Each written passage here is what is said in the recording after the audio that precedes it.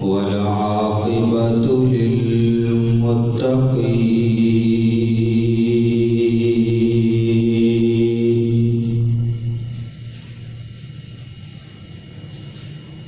والصلاة والسلام على سيد الرسل محمد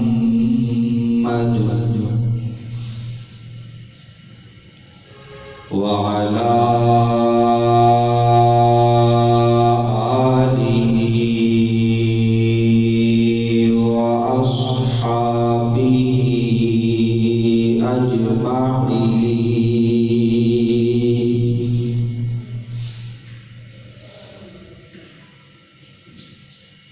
أما بعد فأعوذ بالله من الشيطان الرجيم.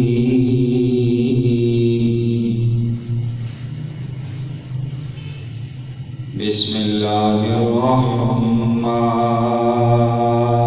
الرحيم.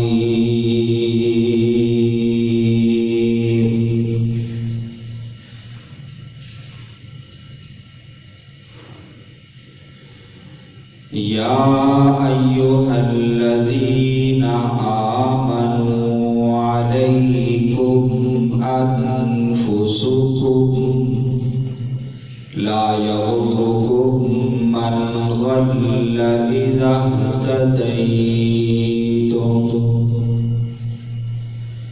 إلى الله مرجعكم جميعا فينبئكم بما كنتم تعملون.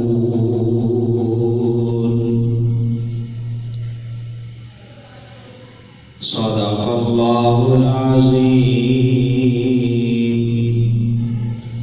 وبلغنا رسوله النبي الكريم.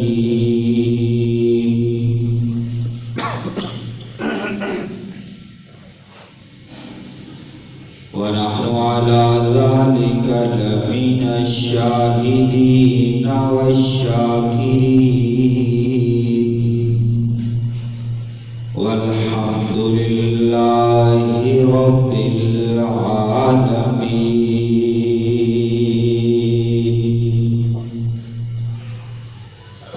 رب اشرح لي صدري ويسر لي أمري واحلل عقدة من لساني يفقهوا قولي. سبحانك لا علم لنا إلا ما علمتنا.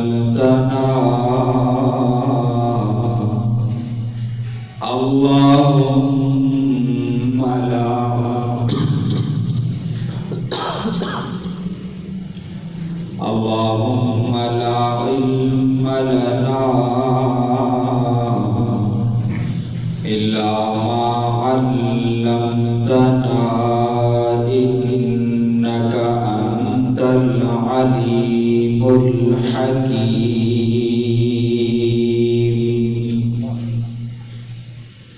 إن الله وملائكته يصلون على النبي يا أيها الذين آمنوا صلوا عليه وسلموا تسليما. اللهم صل على محمد وعلى آل محمد كما صليت على إبراهيم وعلى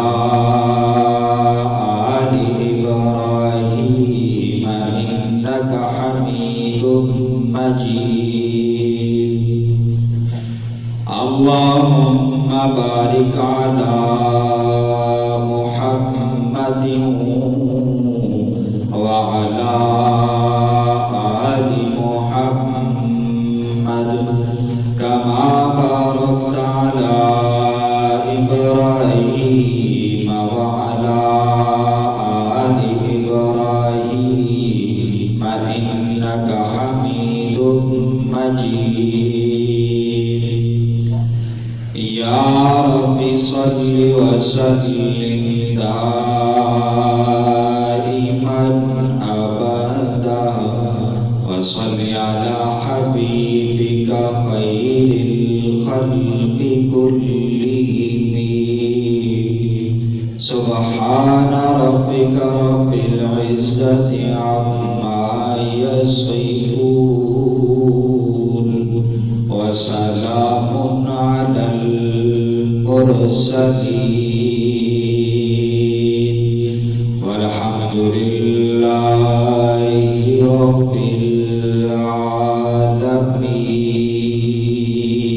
العالمين.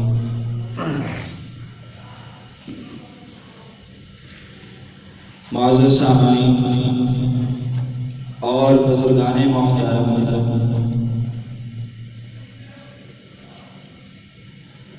آج کے موضوع کو شروع کرنے سے پہلے چند باتیں تمہیدی طور پر آپ کے سامنے پیش کروں گا تاکہ موضوع کو سمجھنا آسان ہو۔ موضوع آج کا یہ ہے کہ انسان کو اصلاح کی فکر معاشرے کی کرنی چاہیے یا اپنی ذات کی کرنی چاہیے۔ کس طرح کے حالات ہوں تو معاشرے کی فکر کی جائے گی اور کس طرح کے حالات ہوں اپنی فکر کی جائے گی۔ قرآن و حدیث کی روشنی میں قرآنی آیات اور احادیث سے مزین انشاءاللہ آپ کے سامنے خوبصورت تشریح پیش کروں۔ اس سے پہلے یہ بات سمجھیے کہ اللہ رب العزت نے قرآن کریم کو نسخہ شفا بنایا ہے، لیکن انسان کا مشاہدہ اور تجربہ یہ کہتا ہے کہ کوئی نسخہ اس وقت تک کارآمد نہیں ہوتا جب تک اس پر عمل نہ کیا جائے۔ آپ کسی ڈاکٹر کے پاس دوائی لینے کے لیے گئے، اس نے آپ کو پرچی پہ نسخہ لکھ کے دیا، چند روز گزرے، آپ ڈاکٹر کے پاس جائیں اور جا کر کہیں کہ ہمیں شفا نہیں ہوئی، تو وہ پوچھے گا کہ جو نسخہ میں نے دیا تھا اس پہ عمل کیا یا نہیں کیا۔ آپ کہیں کہ میں نے عمل تو نہیں کیا لیکن شفا نہیں ہوئی، تو ڈاکٹر کہے گا کہ تم بے وقوف ہو، پاگل ہو کہ میں نے جو نسخہ دیا تھا تو اس پہ عمل کرتے تو تمہیں شفا ہوتی، ایسے جو ہے وہ شفا نہیں ہوتا۔ تو ٹھیک اسی طرح قرآن اگر نسخہ شفا ہے تو اس پر عمل کرنے سے شفا ملتی ہے، اس پر عمل نہ کرنے سے شفا نہیں ملتی بلکہ بیماری بڑھ جاتی ہے۔ کوئی بندہ اپنی پریشانی، معاشرے کی پریشانی، خاندان کی پریشانی لے کے آتا ہے تو اس سے پوچھا جائے کہ کیا نسخہ شفا قرآن پہ عمل کیا؟ وہ کہے کہ نہیں کیا، تو جب نہیں کیا تو پھر تمہیں شفا کیسے مل سکتی ہے؟ دوسری بات یہ سمجھیے کہ اللہ رب العزت کی ایک صفت ہے ستار العیوب، کہ اللہ رب العزت انسان کے گناہوں پر پردے ڈالتے ہیں۔ ہم میں سے ہر بندہ انسان ہونے کے ناطے بے شمار عیوب کا مجموعہ ہے، بے شمار خامیاں انسان کے اندر موجود ہوتی ہیں، اگر لوگ ظاہری طور پر عزت و احترام کرتے ہیں تو اس سے اللہ کی صفت ستار کا اظہار ہوتا ہے۔ وہ کیسے کہ اگر میری خامیاں لوگوں کی نظر میں آ جائیں یا آ جاتی تو وہ میری عزت اور میرا احترام اس طرح نہ کرتے جس طرح کہ وہ عزت و احترام کرتے ہیں۔ تو یہ اللہ کی صفت ستار ہے۔ اگر لوگ میری تعریف کریں کہ یہ بڑا اچھا بندہ ہے، یہ بڑا نیک آدمی ہے، تو یہ صفت ستاری کا اظہار ہو رہا ہے کہ عیوب تو بہت سارے ہیں، اللہ لوگوں کے سامنے کھول دیتا تو شاید لوگ پتھر مار مار کے مار ڈالتے، لیکن یہ اللہ کی صفت ستاری ہے کہ عیوب پہ پردے ڈال کر ہمارے عیبوں کو چھپا کر لوگوں کے سامنے ہمیں اچھا بنا کے پیش کرے۔ تیسری بات یہ سمجھیں تمہیدی طور پر کہ جس بندے سے اللہ راضی ہوتا ہے اس کو اپنے چھوٹے چھوٹے عیوب بھی نظر آنا شروع ہو جاتے ہیں، اور جس بندے سے اللہ ناراض ہوتا ہے اس کو صرف اپنی خوبیاں نظر آتی ہیں، اس کو اپنی خامیاں نظر نہیں آتی۔ اس سے بڑھ کر بھی اللہ کی ناراضگی کا سبب یہ ہے کہ اپنی تو آنکھ کا شہگیر بھی نظر نہیں آتا، دوسرے کی آنکھ کا بال بھی نظر آتا ہے۔ اور یاد رکھیں جس راستے پہ انسان چلتا ہے اس راستے کے ذرات کو بھی دیکھتا ہے، لیکن جس راستے پر انسان نہیں چلتا اس کے پہاڑ بھی اسے نظر نہیں آتے۔ یعنی ایک بندہ اپنی اصلاح کا ارادہ رکھتا ہے تو اس کو اپنے چھوٹے چھوٹے عیب، وہ راستے کے چھوٹے چھوٹے ذرات نظر آئیں گے، لیکن اگر اس نے اصلاح والے راستے کو نہ اپنایا ہے نہ چنا ہے تو اس راستے کے پہاڑ بھی اس کو دکھائی نہیں دیں۔ بڑے بڑے گناہ جو پہاڑوں جتنے ہیں وہ بھی اس کو نظر نہیں آئیں گے، کیونکہ اس نے جو ہے وہ اپنی اصلاح کا ارادہ نہیں کیا، اپنی درستگی کا ارادہ نہیں۔ اور یاد رکھیں اللہ رب العزت بڑے غفور الرحیم ہیں، گناہ بخشنے پہ آتے ہیں تو بڑے بڑے پہاڑوں جتنے گناہ بھی بخش دیتے ہیں، لیکن انسان سچے دل کے ساتھ اپنی اصلاح کی نیت اور ارادے سے آئے تو صحیح۔ ہم ظاہری مال و دولت کو خدا کی رضا پر قیاس کرتے ہوئے اس راستے کو چننا ہی نہیں چاہتے، تو جب اس راستے پہ آنا ہی نہیں چاہتے تو ہم گمراہی کے اندر پڑے رہتے۔ آپ نے قارون کا واقعہ سنا ہے، بڑا مشہور واقعہ ہے کہ موسیٰ علیہ السلام پر الزام لگایا، بہتان لگایا، کسی عورت کو پیسے دے کر موسیٰ علیہ السلام پر غلط کاری کا الزام لگایا۔ جب بات کھلی پتہ چلا کہ آپ بے قصور ہیں، حضرت موسیٰ علیہ السلام کو بڑا غصہ آیا، آپ بڑے ناراض ہوئے۔ اللہ نے فرمایا میرے کلیم جا، میں نے زمین کو تیرے تابع کر دیا، تو زمین کو جو کہے گا وہ قارون کے ساتھ وہی کرے گی، تو اس کو جو بھی حکم دے گا وہ پورا۔ موسیٰ علیہ السلام کہنے لگے زمین اس قارون کو نگل جا۔ زمین نے اس کو اس کے خزانوں سمیت نگلا۔ اس نے فریاد کی، رویا، موسیٰ معاف کر دو، غلطی ہو گئی۔ آپ نے فرمایا اور نگل جا۔ اس نے اور نگلا۔ اس نے پھر فریاد کی، پھر رویا، موسیٰ معاف کر دو، غلطی ہو گئی۔ آپ نے فرمایا اور نگل جا۔ زمین نے سارے کا سارا قارون اپنے اندر اس کے خزانوں سمیت نگل لیا، اس کا نشان صفحہ ہستی سے مٹا دیا۔ اللہ نے اپنے کلیم کو وحی بھیجی اور فرمایا موسیٰ اس قارون نے تجھ سے بار بار فریاد کی کہ مجھے معاف کر دے، مجھ سے غلطی ہو گئی، اگر وہ مجھ سے ایک مرتبہ کہہ دیتا کہ یا اللہ تو معاف کر دے، میں اس کے سارے گناہ کو معاف کر دوں۔ تو اگر قانون کے سارے گناہ معاف ہو سکتے ہیں تو پھر ہمارے کیوں نہیں؟ ہمارے بھی ہو سکتے ہیں۔ لیکن ارادہ ہو سچے دل سے نیکی کے راستے کی طرف چلنے۔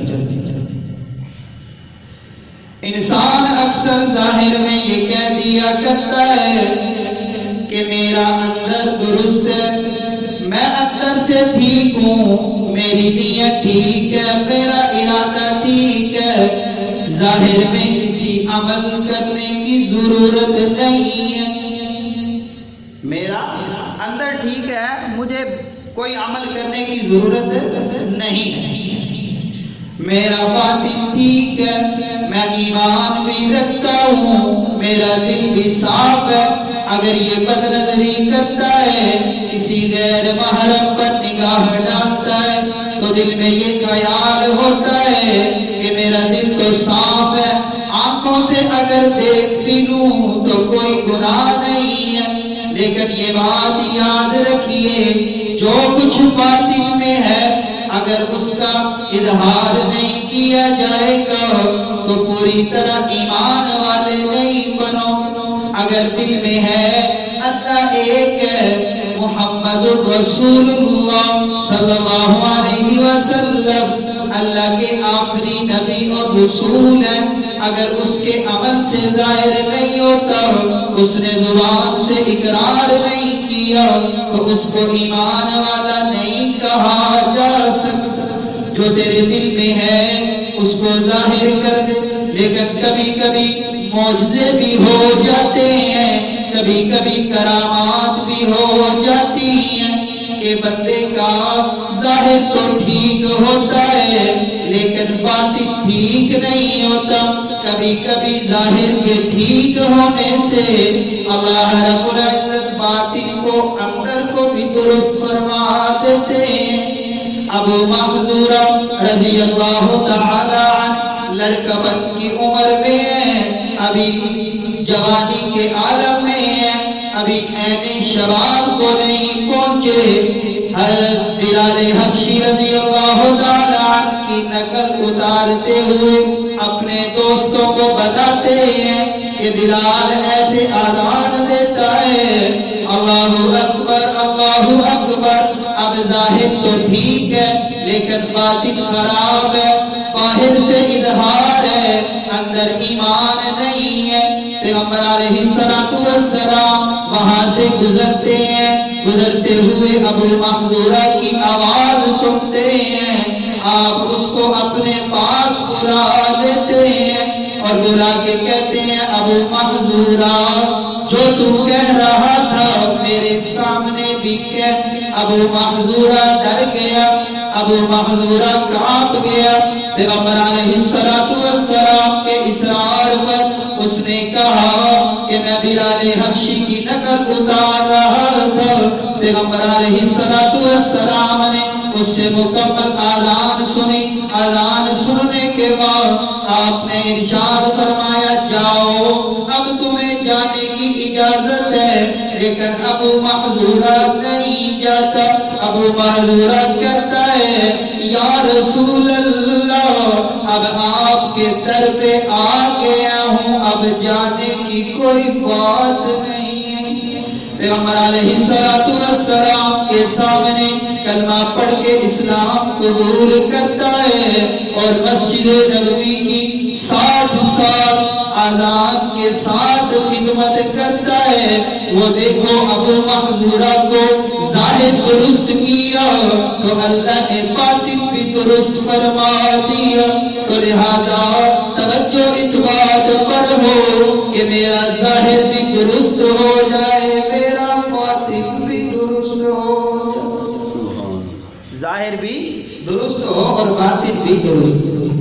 اب یہ 4 پوائنٹ آپ نے اپنے ذہن میں رکھنے ہیں کہ نمبر 1 قرآن نسخہ شفا ہے، اس پہ عمل کریں گے تو شفا ملے گی، اور دوسرا یہ کہ ہمارے عیبوں پہ اللہ نے پردہ ڈال رکھا ہے، اگر اللہ دنیا کے سامنے ہمارے عیبوں کو ظاہر فرما دیں تو دنیا والے ہماری عزت و احترام کرنا چھوڑ دیں۔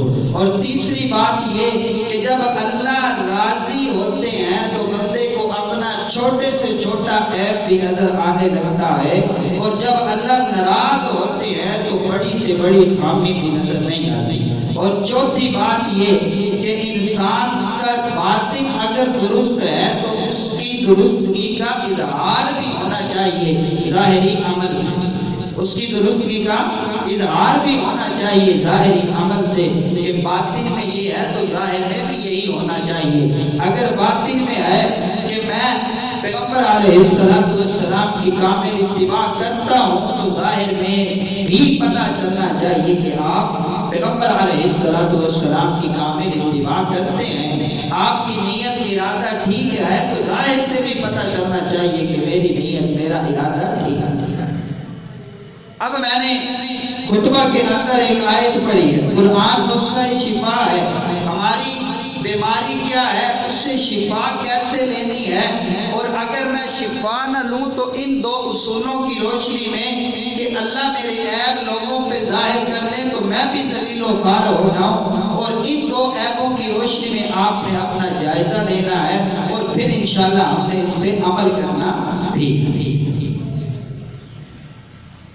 چار بندے کسی جگہ پہ بیٹھ جائیں، تذکرے شروع ہو جاتے ہیں، ساری دنیا منافق، ساری دنیا میں فتنہ اور فساد ہے، ساری دنیا کا یہی حال ہے جی۔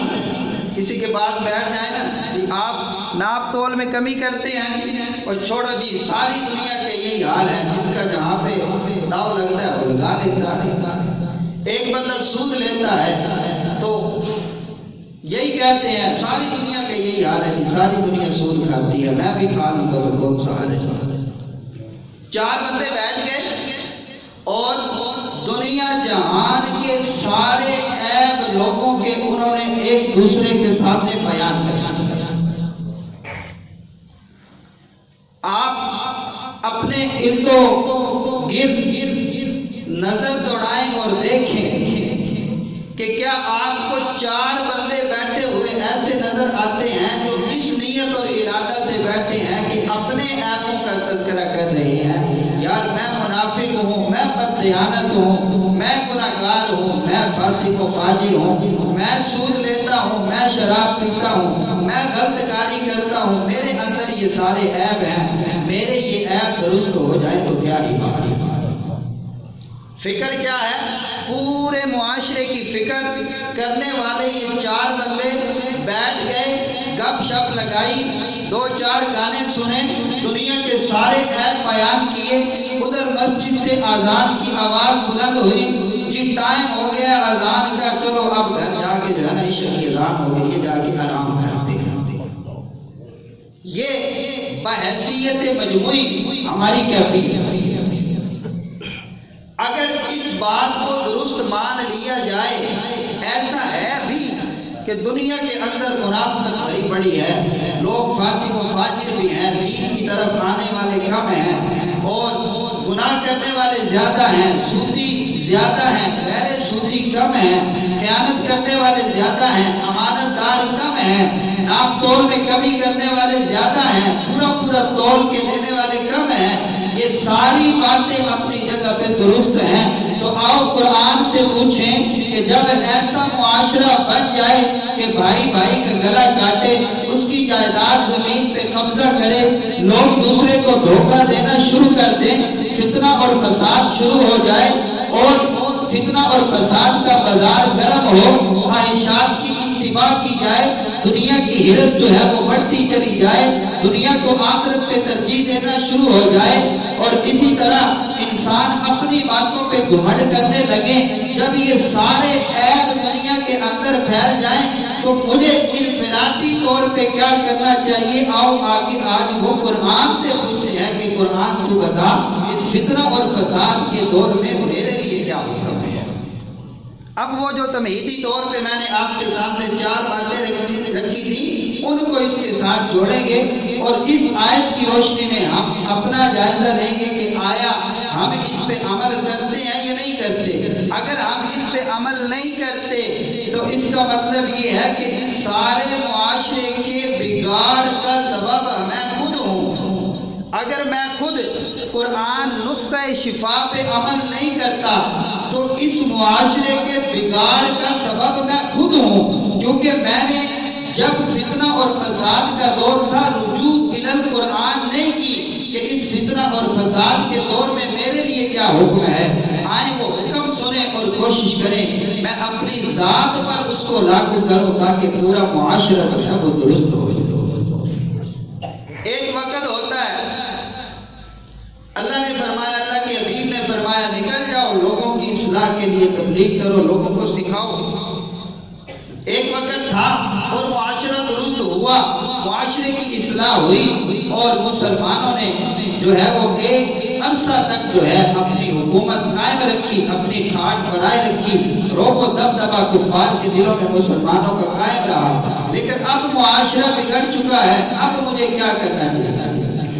اللہ کا قرآن کہتا ہے یا ایھا الذین آمنوا علیکم انفسکم، اے ایمان والوں جب فتنہ اور فساد کا دور ہو، جب قتل و غارت کا بازار گرم ہو، جب بددیانتی، جب خیانت اپنے عروج کو پہنچے، جب بھائی اپنے بھائی کا گلا کاٹے، جب فتنے اور فساد کا دور قائم ہو جائے، یا ایھا الذین آمنوا، اے ایمان والو سن لو، علیکم انفسکم، تمہارے ذمہ لازم ہے کہ سب سے پہلے اپنی اصلاح کرو، سب سے پہلے اپنی اصلاح کرو۔ اللہ کا قرآن کہتا ہے یا ایھا الذین آمنوا علیکم انفسکم لا یضرکم من ضل اذا اہتدیتم، جب یہ فتنہ اور فساد کا دور ہو تو سب سے پہلے اپنی اصلاح کی طرف توجہ کرو، اور جو بندہ گمراہ ہے وہ تمہیں کسی قسم کا نقصان نہ پہنچا سکے، اذا اہتدیتم، جب تم خود ہدایت پر۔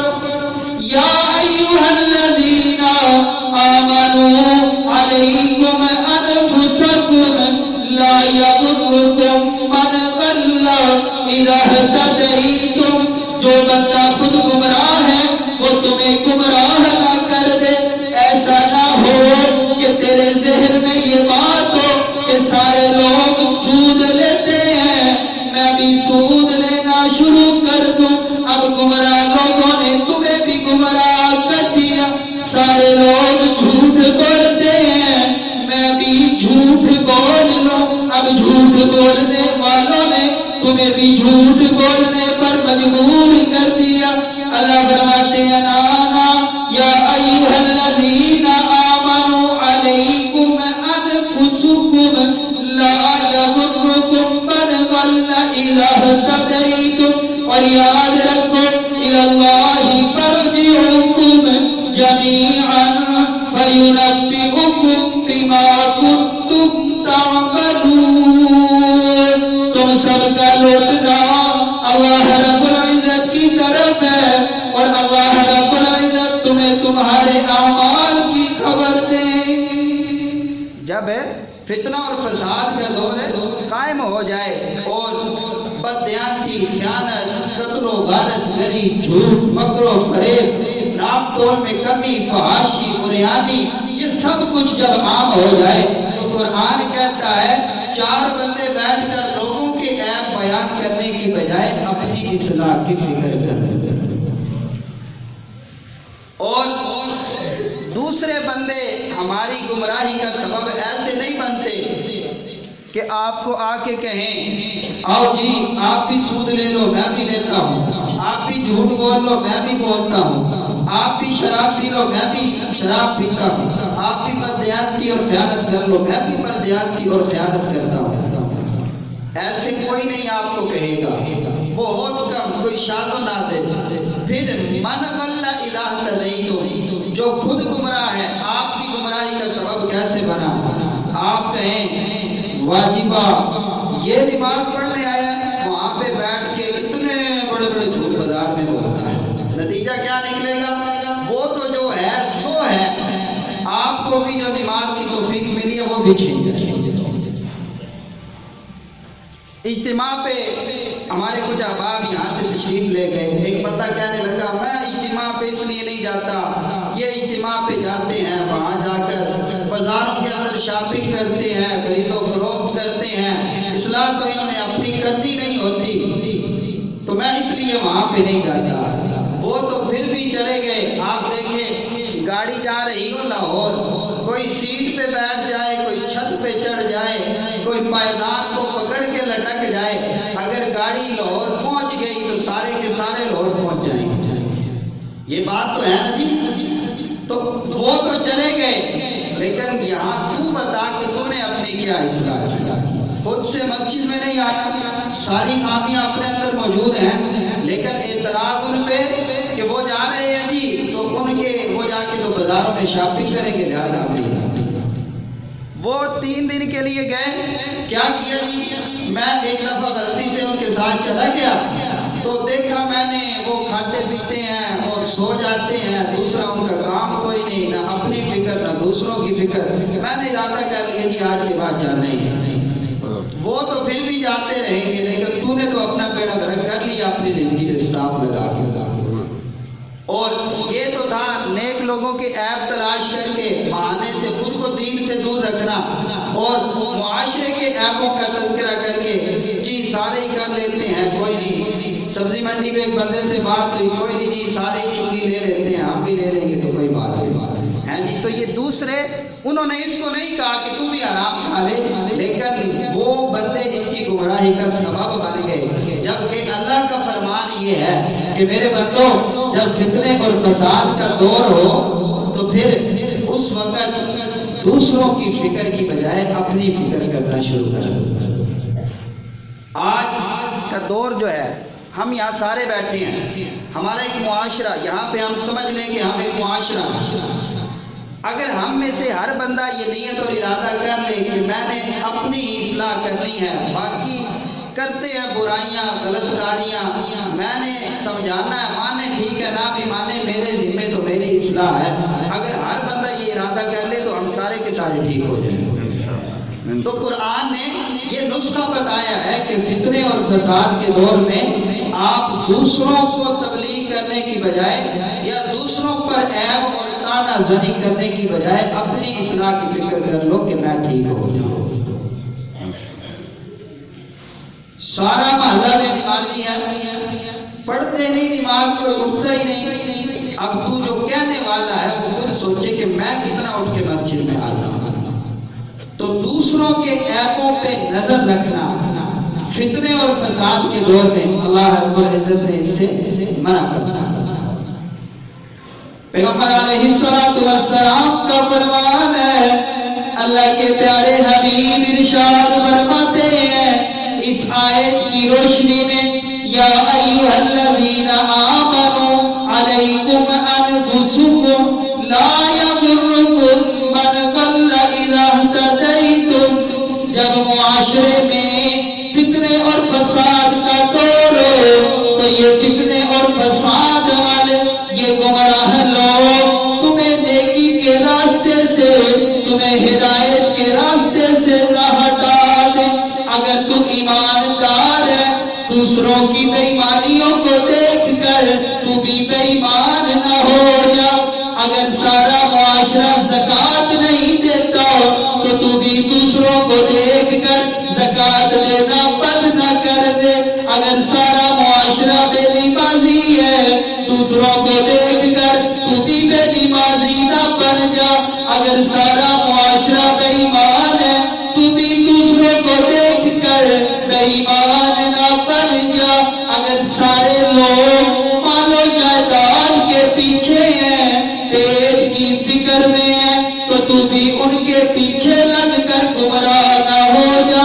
پیغمبر علیہ السلام ارشاد فرماتے ہیں، جب تم دیکھو دنیا میں 4 کام ہونے لگ جائیں تو دوسروں کی فکر چھوڑ کر اپنی فکر میں لگ جاؤ، دوسروں کی اصلاح چھوڑ کر اپنی اصلاح میں لگ جاؤ۔ لوگوں کو درست کرنے کی بجائے اپنے آپ کو درست کرنا شروع کر دو۔ پیغمبر علیہ السلام ارشاد فرماتے ہیں، جب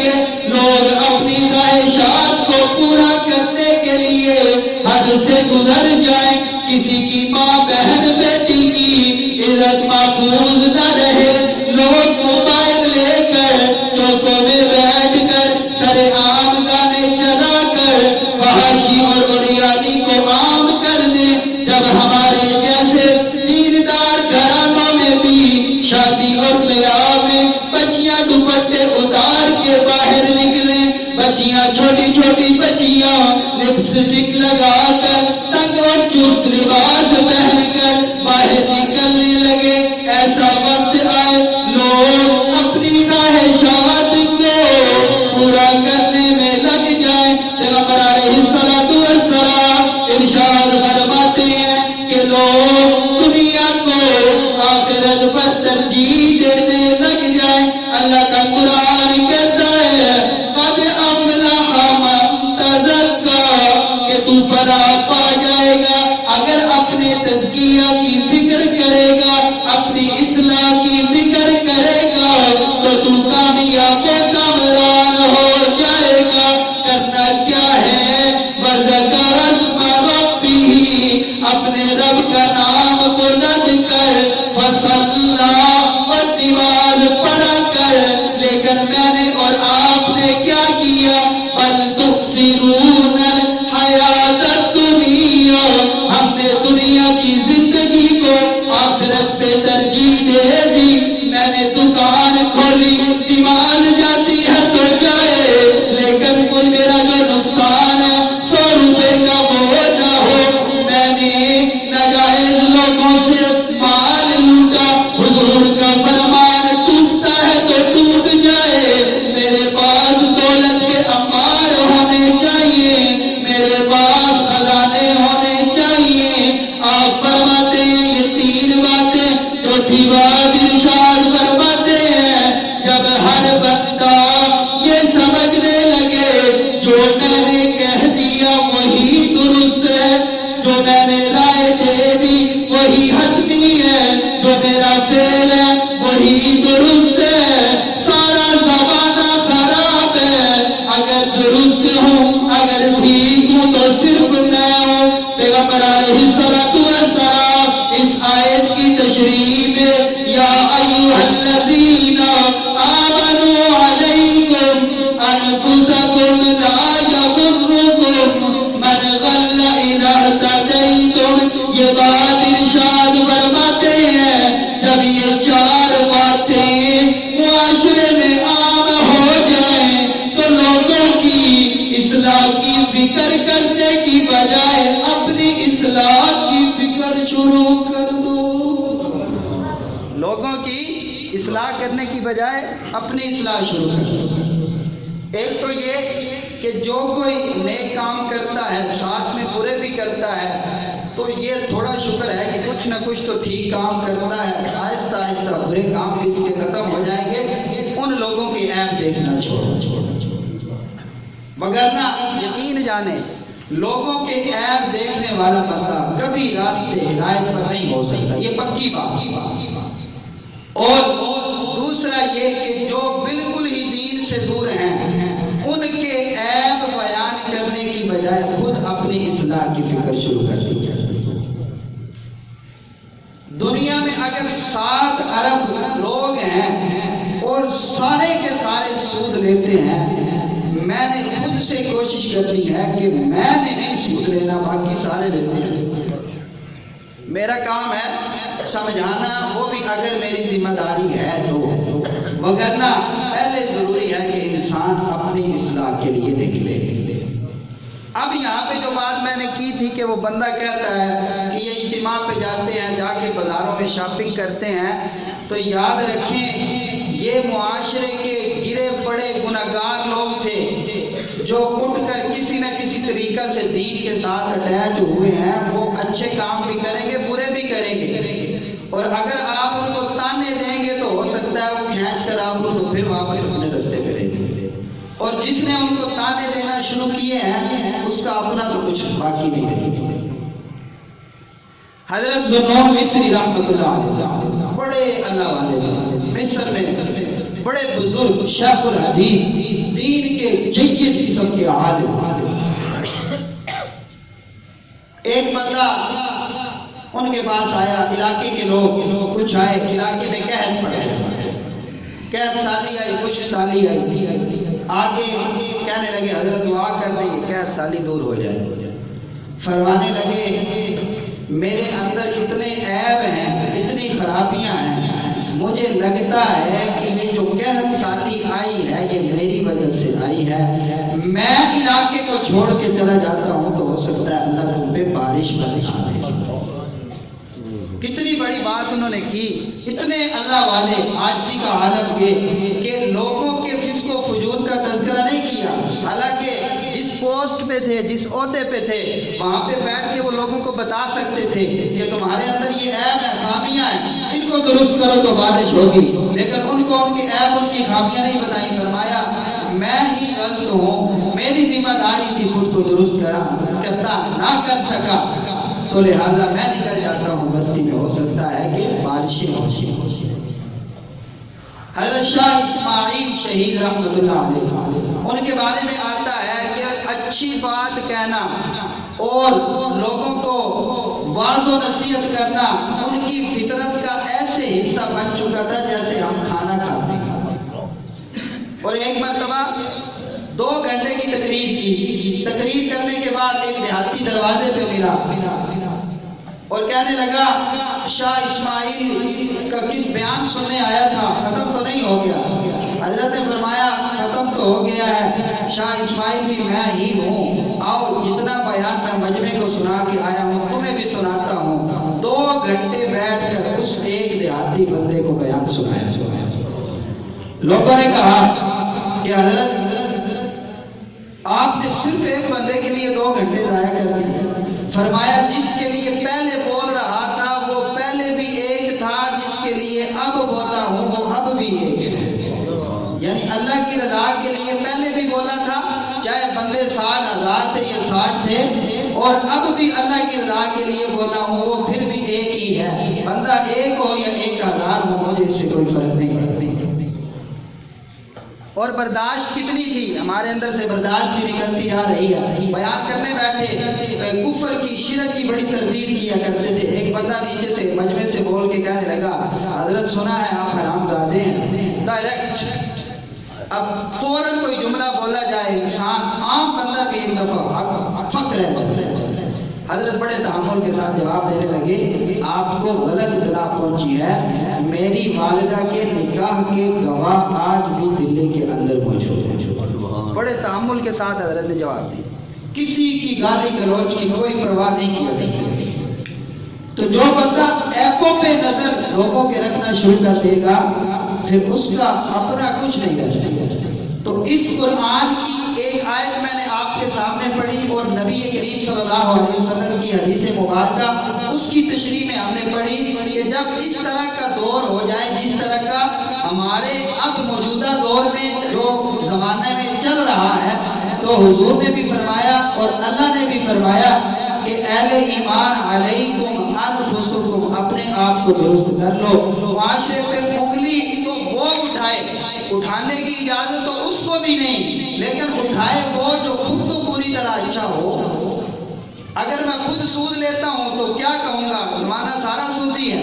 میں خود جھوٹ بولتا ہوں تو کیا کہوں گا، زمانہ سارا جھوٹ بولتا ہے۔ مجھے یہ کہنے کا حق ہے، ہمارے مشاہدے میں بھی ہمیں حق نہیں ہے، اور شریعت تو ہمیں اجازت تب بھی نہیں دیتی اگر میں سود نہیں بھی لیتا پھر بھی یہ کہنے کی اجازت زمانہ مجھے نہیں ہے۔ قرآن اور اللہ کا فرمان اور اللہ کے حبیب کا فرمان نہیں دیتا کہ اجازت کہ میں کہوں وہ فلاں بھی سودی ہے، وہ فلاں بھی سود کھاتا ہے، وہ فلاں بھی سود کھاتا ہے۔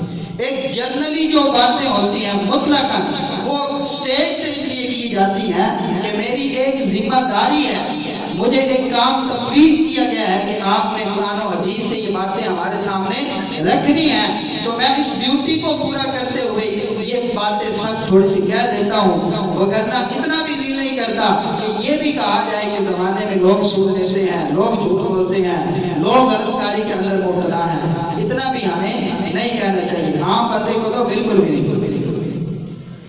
ہمارے زمانے کی اور ہمارے حالات کی عکاسی کرتے ہوئے شاعر کہتا ہے جس دور پہ تازہ تھی دنیا وہ دور مسلمان بھول گئے، جس دور پہ تازہ تھی دنیا وہ دور مسلمان بھول گئے، جب ہماری مثالیں دی جایا کرتی تھی، جب ہمارے ہماری حکومت کو سیاست کو لوگوں کے سامنے بیان کیا جاتا تھا جب ہم نے 64 لاکھ مربع میل سے زیادہ پر حکومت کی وہ ہمارا ایک زمانہ تھا جس دور میں آزاد تھی دنیا وہ دور مسلمان بھول گئے اوروں کی کہانی یاد رہی اپنا تو فسانہ بھول گئے اوروں کی کہانی یاد ہے میں کیا ہوں اپنا فسانہ یاد کوئی بیان نہیں صرف آپ لوگوں کو جگانا ہے آپ یہاں پہ آئے ہیں تو یہ یہاں سے آج بات دل کی تختی پہ لکھ کے لے کے جائیں کہ موجودہ دور میں بڑی ذمہ داری سے کہتا ہوں آپ کے ذمہ یہ ہے کہ آپ اپنی بات اپنی اصلاح کی فکر کریں جس دور پہ آزاد تھی دنیا وہ دور مسلمان بھول گئے اوروں کی کہانی یاد رہی اپنا تو فسانہ بھول گئے منہ تو دیکھ لیا آئینے میں بڑا خوبصورت چہرہ ہے میں بڑا جوان ہوں میں بڑا حسین ہوں منہ تو دیکھ لیا آئینے میں پر داغ نہ دیکھا سینے میں جی ایسا لگایا جینے میں مرنے کو مسلمان بھول گئے جی ایسا لگایا جینے میں مرنے کو مسلمان بھول گئے آزاد تو اب بھی ہوتی ہے مسجد کی فضاؤں سے اے انور آزاد تو اب بھی ہوتی ہے مسجد کی فضاؤں سے اے انور جس ضرب سے دل ہل جاتے تھے وہ ضرب لگانا بھول گئے کبھی اے نوجوان مسلم تدبر بھی کیا تو نے وہ کیا کر دوں نہ تو جس کا ہے ایک ٹوٹا ہوا تارا تجھے اس قوم نے پالا تھا آغوش محبت میں کچل ڈالا تھا جس نے تاج پاؤں تلے سرے دارا کبھی اے نوجوان مسلم تدبر بھی کیا تو نے کبھی اے نوجوان مسلم تدبر بھی کیا تو نے اور دل سے یہ کہہ کے آئیے اپنی اصلاح کر کے پورے معاشرے کو درست کریں گے